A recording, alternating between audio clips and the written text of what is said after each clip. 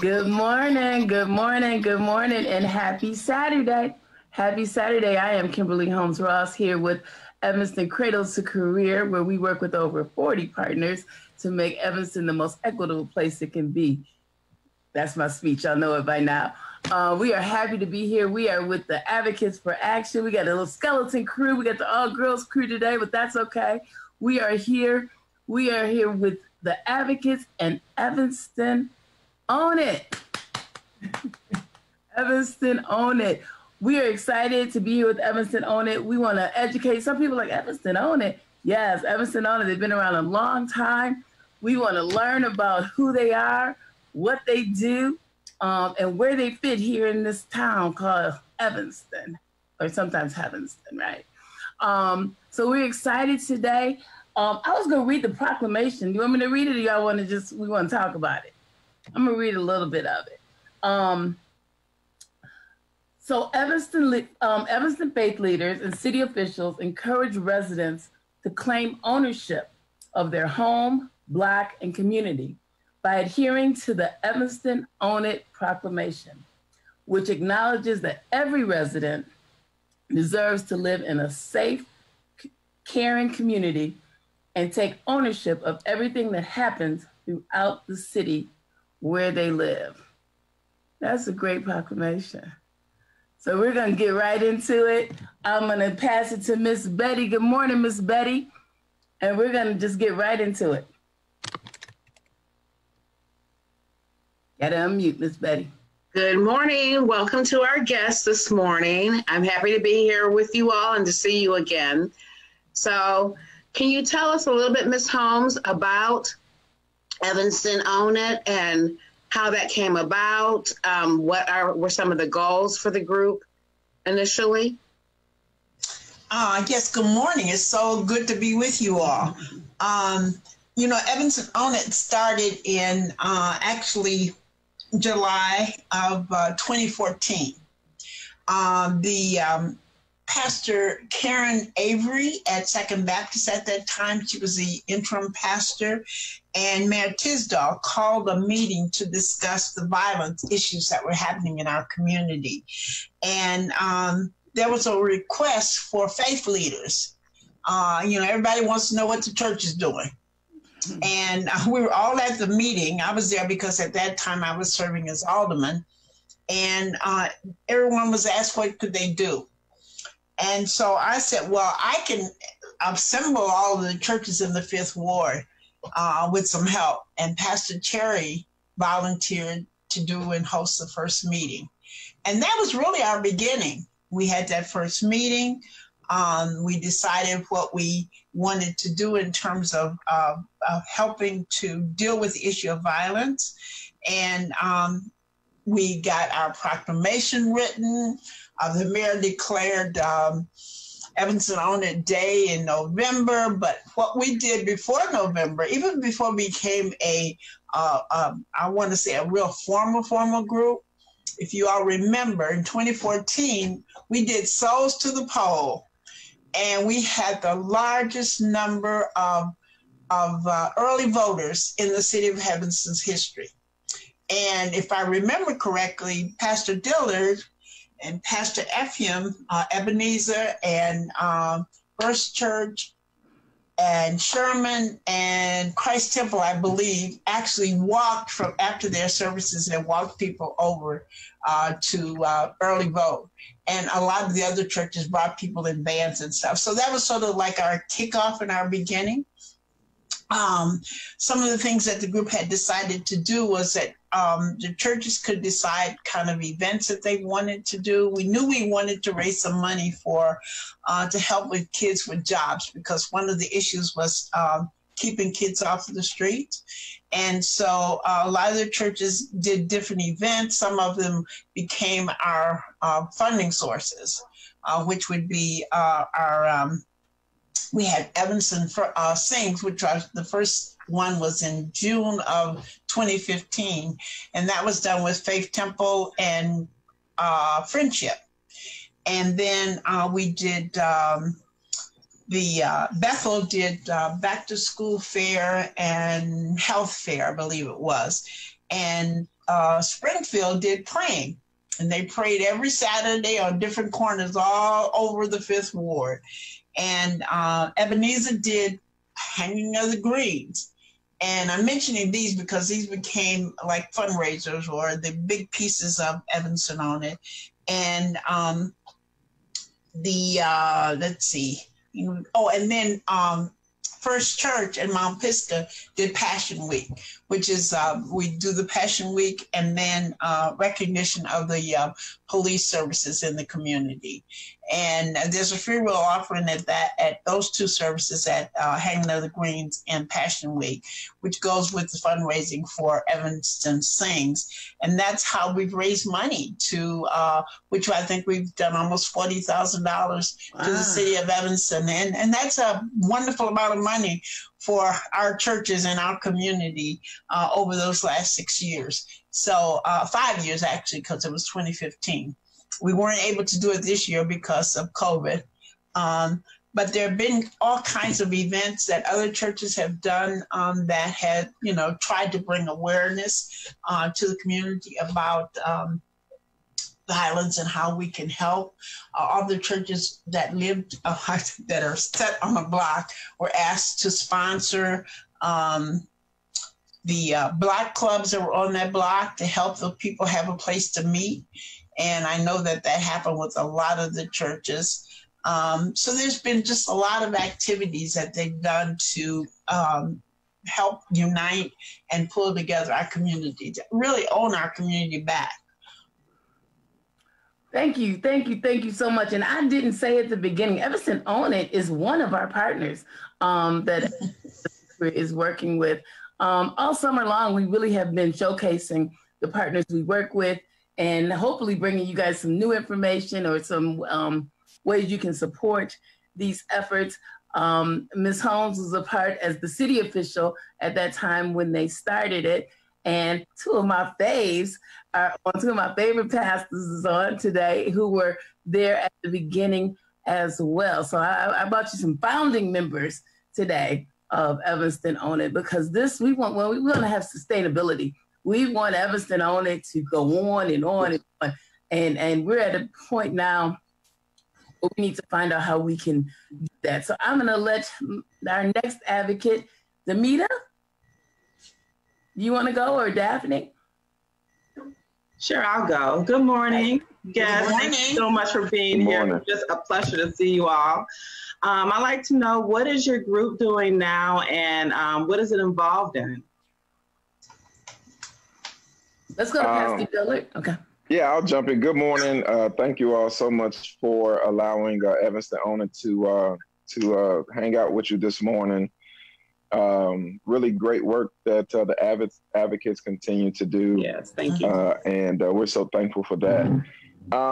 We are currently working on several things in the pipeline. One of the things that we most recently did was Evanston Own It hosted on Father's Day what we called a Black Excellence Evanston event, Father's Day Prayer March, where we had an opportunity to gather with what ended up being more than a couple hundred men, Black males of every age, as well as many of their families were with them as well, to have an opportunity particularly to just infuse some continued hope into our community surrounding, the racial tensions, injustices, and things that we are experiencing locally, regionally, nationally, and internationally. And as Evanston Own It is a Christian organization, we believe that prayer, we like to say prayer is the first thing we do. It's not the only thing we do, it's the first thing we do. And so we wanted to have an opportunity to encourage. We have prayers of blessing for the men and their children. And then we marched from First Church, and we tried to create an intentional path through the Fifth Ward where we passed in honor of some of the historical Black churches here. And we ended at Friendship, I believe that's Butler Park right behind it, and had community communion and then closing prayer. So that was just an event that we had. We really felt that event showed us that maybe we are regaining momentum and influence just amongst our community. We know that in many ways that has been strained for some years. And so we have been discussing some additional things that we can do that directly benefit the community to ensure that, that they kind of know that we're here and we're here to support. And then some additional things we're doing kind of in the background is trying to lend our support to the school situations and circumstances, having had the opportunity to have some discussion with the superintendent of District 65. So that has been an important piece of the pie for us here recently, is trying to ensure that the children in our community are only positively impacted by the limits of COVID as it pertains, to education. Some of the things that we normally do, as Alderman Holmes mentioned, has been very limited. We were not able to have our Passion Week community services like we would normally do, or our Evanston Sings event. But we are definitely continuing to look at other ways that we can, remain impactful. Perfect. Thank you so much. You see, I got my Powered by Prayer cup this morning. Come on. I said, wait a minute, I got to get right this morning. But no, we would appreciate you so much. You guys have done so much for the community, and we're looking for a reboot. What we talking about? We want to reboot and make sure people know that you're out here, because historically, and I think as a community, we go to the church. Going to the church to organize, to pray, to uplift, it all happens in the church house. So we are really glad to have you guys here this morning. Demita, you have a quick question for Pastor Effie. Thank you for coming out this morning. I wanted to know, how can the community help you all with your efforts? Let me echo what my colleagues have said. Thank you for having us. Evanston Own It is incredibly important, and particularly to the Black community. And if I can just, as I answer your question, one of the things Alderman Holmes worked to do, she was been in the community all of her life, and it had known a period when the Black churches really worked together to advocate. And then there was, with lots of changes, the churches were operating often in silos. And when the violence started in 2014, there was a real sense, there was no sense of leadership. And so we were running to various churches and various meetings, and people, you know, we were doing all kinds of things that didn't make sense. And a main goal of Evanston Own It was we were determined we could not get these families together to talk to one another. The police couldn't talk to them. And Evanston Own It's goal was to bring people together through our evangelism efforts, through our church events. It was about bringing people together to heal a community that was wounding itself. And so what the community can do to continue to help Evanston Own It is to be mindful that this is one community. And that when we have these events to bring people together, shows that unity and builds a real sense of community. I can tell you that one night we were having a particularly powerful Passion Week service, and we were there. Someone called me down out of the pulpit, and I went down thinking, what's going on? And Alderman Holmes was there, the police were there, and we had just had a young man shot and killed while we were in service. The beauty of that moment was we were all together, and we could stop and we could pray and we could grieve together. People from all denominations, people from every part of the ward were able to come together, and it was very hopeful and helpful for us to be together. So if you can help us keep getting the word out there, I know you, the advocates, are doing great. Dr. Korea is doing excellent work of hosting events that bring people together, but just making sure that we keep that going, that we keep, God's charge to us is to be in community. So as long as we're in community, we only get stronger. I love it. That's why we're having community coffee this morning. That's right. we are in community virtually, but we are still in community. I want to thank, I see Candy joined us. Hi, Candy. I'll see you tomorrow. I see Steve and Anita. Hey, guys. And Carol, Eric. Thank you all for joining us. Hi, Nicole. Tawanda, Lisa's on. Thanks, everybody who's out there joining us and supporting us every week as we get the word out to the community. We're here with Evanston Own It this morning. And I want to ask each of you, Tom, Dillard, and Pastor Effiam, what would be your message to our wounded, which is such a visual word, our wounded community? And we're wounded in a lot of ways. We're wounded because of COVID, the racial unrest, and our bout with the violence. So what would you say to our wounded community? I'll jump. Go right ahead, Pastor. Go ahead, go ahead, Dr. Effiam. The first thing I would say is pay attention to our hurt. Oftentimes we suppress our hurt.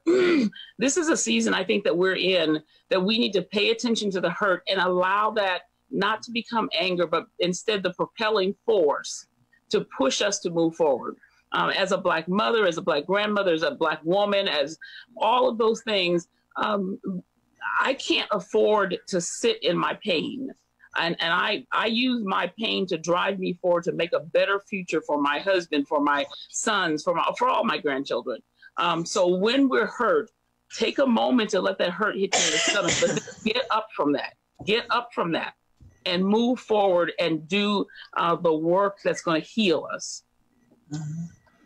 I love that. Yeah, because 2020 has hit us over the head. We're very wounded. Okay, go ahead, Pastor.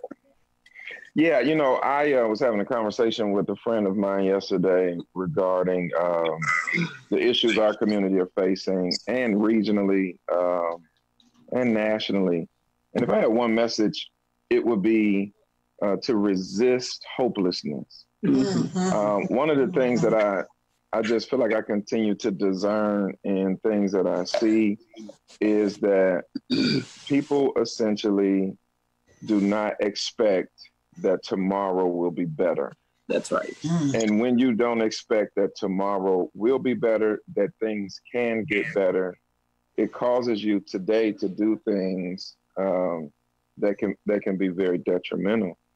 And as bad as it's been, as tough as we've been through, our message, right? Our message that we proclaim Sunday in, Sunday out is that we believe, we know that things can and will get better. And so it will knock on your door. Hopelessness will ring your doorbell through situations and circumstances. It will try to come.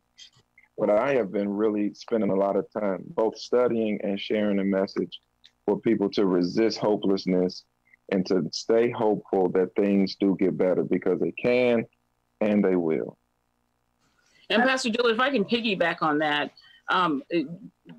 there was so much hopelessness even in the leadership, the clergy leadership, that I found that I did a 3-week Bible study on where is God in the midst of this coronavirus.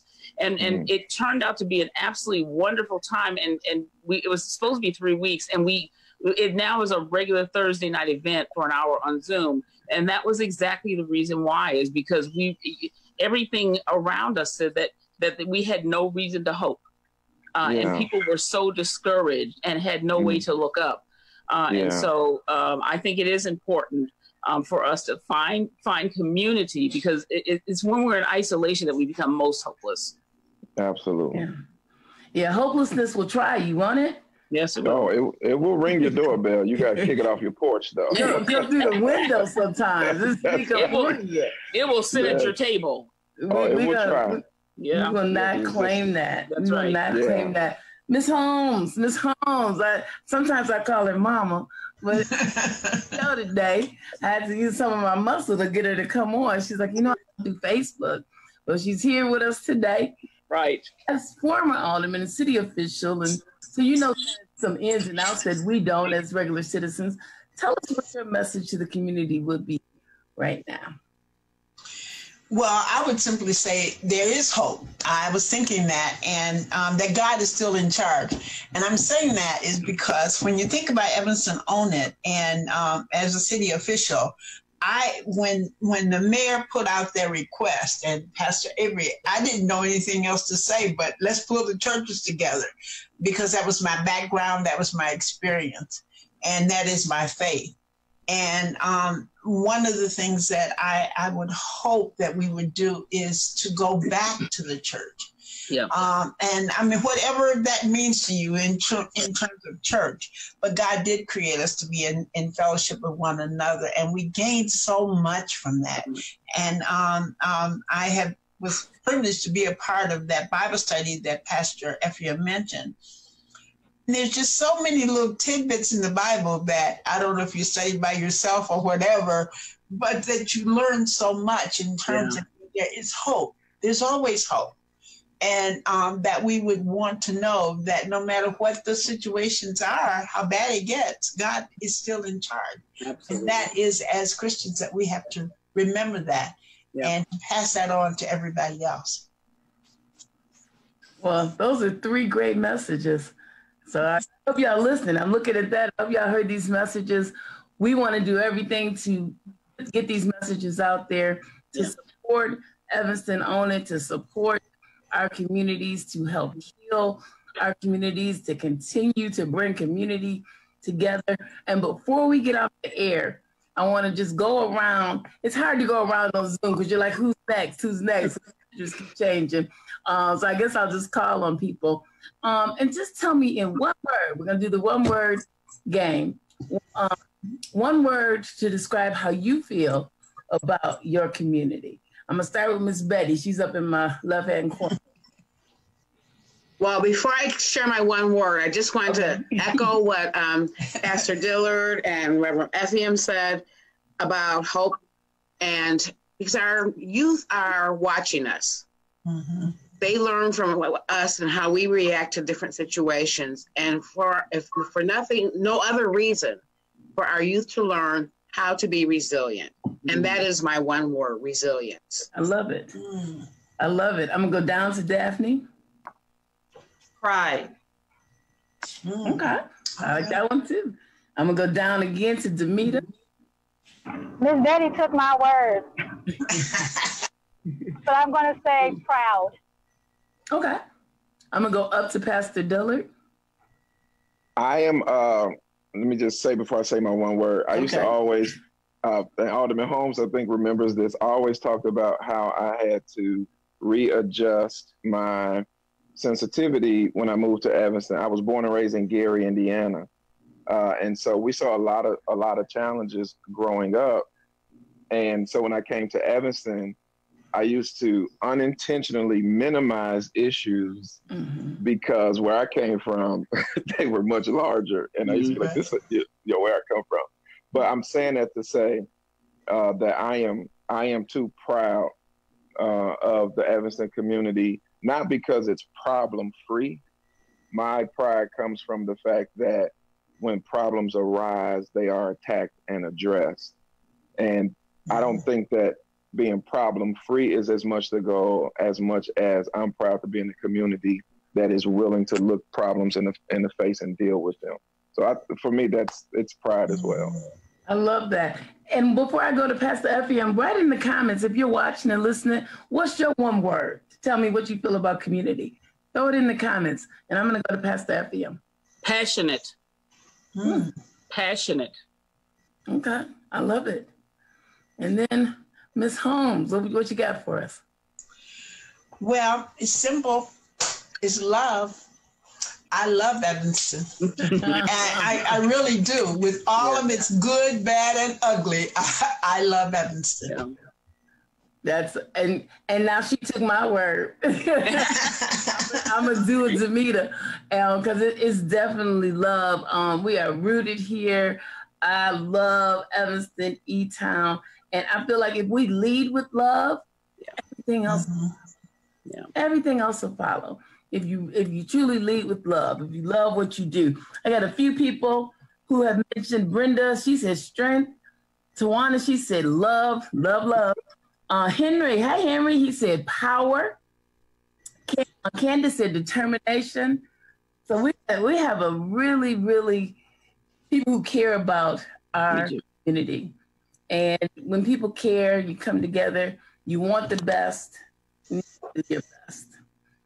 So I appreciate you, Evanston Own It. Can I say one thing, Ms. Kim? You can. I want to get back to what Daphne asked about support. When you hear the word Evanston Own It or an event, you can attend, you can support it, you can tell other people about it, because we have to get the word out. One of the things that when Pastor Dillard was talking about the Father's Day group, right before that, we had two different groups go. One group go to Evanston Hospital and one went to St. Francis to pray for the staff for doing this COVID-19 issue. So we do a lot of different things, and a lot of people don't hear about it because we're not out there looking for PR. Although we are starting a website, getting our website up so that we can get more information out to you. So you can go on Facebook or on our website, and you'll be able to get more of the information. Okay. And your Facebook page is up. I want to put. I know, but we're updating it. Okay, you're doing a reboot. Evanston Own It. I'm looking forward to it, and I'm looking forward to the events. We missed Evanston Sings this summer. Yeah, a lot of stuff this 2020. But we are here to support you. The advocates are here to support you. I got a few more words. I had courage. I have interconnected. And we are connected. So that's a good one. That came from Amy. Thanks, Amy. And thank you all. Thank you all. It's been a wonderful, wonderful way to start my morning and my Saturday. We will be here next week and every Saturday to bring you information, connect you to events that are happening. Check our page, Evanston Cradle to Career. We have some great stuff coming up. And we will see you next week. Thank you so much. Thank you. Bye-bye.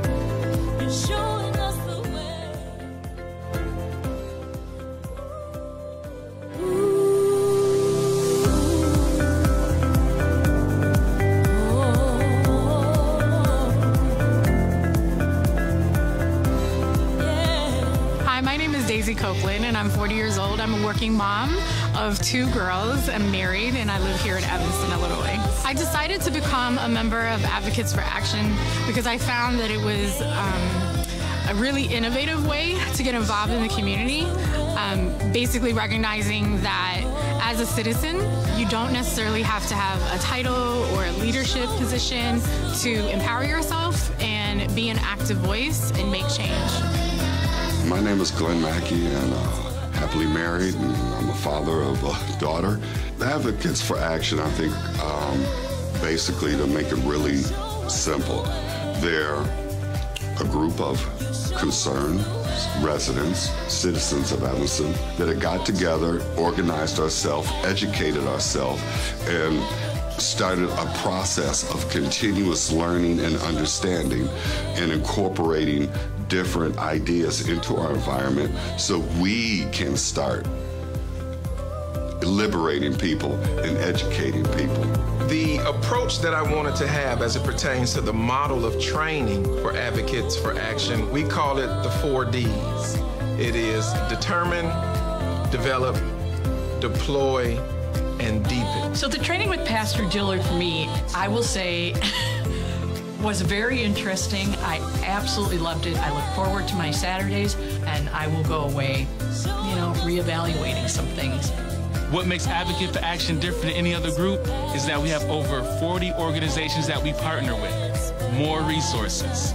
The issues that I'm excited to see the Advocates for Action help the city with is, frankly, issues that we're struggling with right now. And I think that, hearing the voices from a lot of people around this community will make sure that some of the social service programs and the really important youth programs that we have in the community are protected.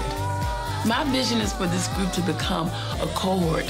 My hope for the future of Advocates for Action is more members of our community will find their voice. I'm an advocate. I'm an advocate. I'm an advocate. I'm an advocate.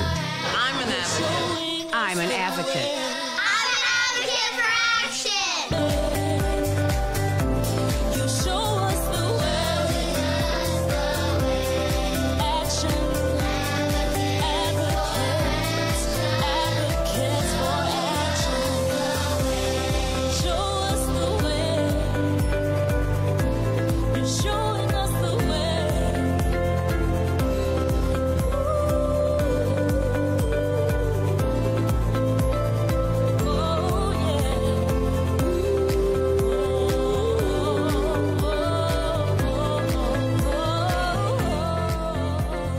You have been listening to Evanston Cradle to Career Advocates for Action on Radio La Difference. Please tune in next Saturday for another show.